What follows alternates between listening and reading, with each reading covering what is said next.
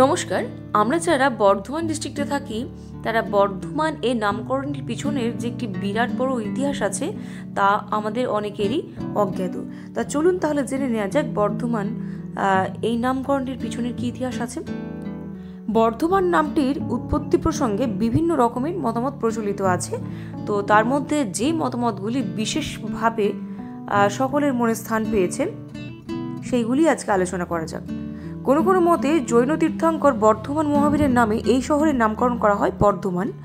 আবার অন্য মতে পূর্ব ভারতে আর্যকরণের সময় গড়ে ওঠা এই জনপদটির বর্ধিষ্ণুতার কারণে এটিকে বর্ধমান নামেও অভিহিত করা হয়ে থাকে।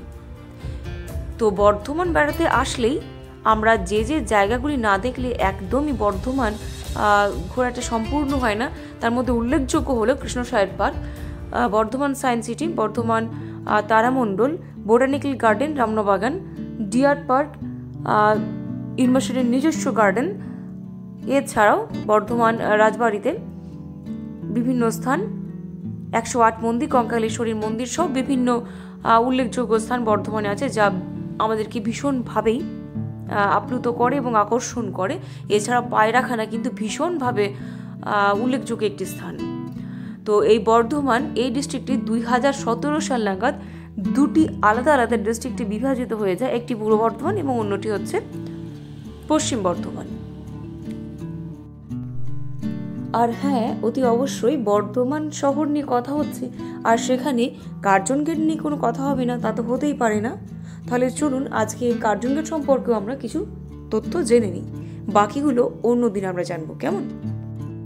আপনারা কার্জন গেট অনেকেই গেছেন বর্ধমান, কিন্তু কার্জন গেটের ইতিহাসটা কেউ কেউ জানেন, কেউ বা জানেন না। চলুন আজ তাহলে জেনে নেওয়া যাক। বিজয়চাঁদ রোড এবং ব্র্যান্টাং রোডের পার্শ্ববর্তী স্থানে অবস্থিত এটি 1902 অথবা 1903 সাল নাগাদ মহারাজা বিজয়চাঁদ মহাতাবের উদ্যোগে এটি নির্মিত হয়েছিল। তখন সাবেক রাজপ্রাসাদটি গেট থেকে 1 কিলোমিটার দূরে অবস্থিত ছিল। লর্ড কার্জনের উদ্দেশ্যেই 1904 সালে তার বর্ধমান ভ্রমণের যে মহিমা এবং গৌরব প্রচারে কার্জন গেট প্রতিষ্ঠা হয়েছিল। গেটের আর্ক 8টি গোল আকৃতির কলম দ্বারা সমর্থিত। 3টি নারী মূর্তি আছে, তলোয়ার, নৌকা এবং কুঠার কাঁধে হাতে হাতে কৃষি ও বাণিজ্যের অগ্রগতিতে আর্কাইভের উপর।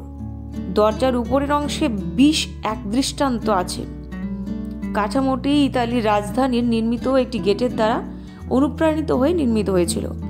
স্বাধীনতার পরবর্তীতে এই গেটটির নাম বদল করে নাম রাখা হয় বিজয় তোরণ। যদিও নাম পরিবর্তিত হয়েছিল, তবুও আজও কিন্তু সগৌরবে ওই কার্জন গেট নামেই বহুল পরিচিত। 1974 সাল থেকে পশ্চিমবঙ্গ সরকার জনসম্পদ বিভাগ দ্বারা গেটটি সংরক্ষণ করা হচ্ছে এবং বর্তমানে আজও বর্ধমান গেলে আমরা এখন দেখতে পাই যে গেটের সামনে রাজা এবং রানীর মূর্তি লাগানো আছে এবং নতুনভাবে তা সংস্করণ করা হয়েছে। অবশ্যই বর্ধমান গেলে একবার এই কার্জন গেট ঘুরে আসবেন।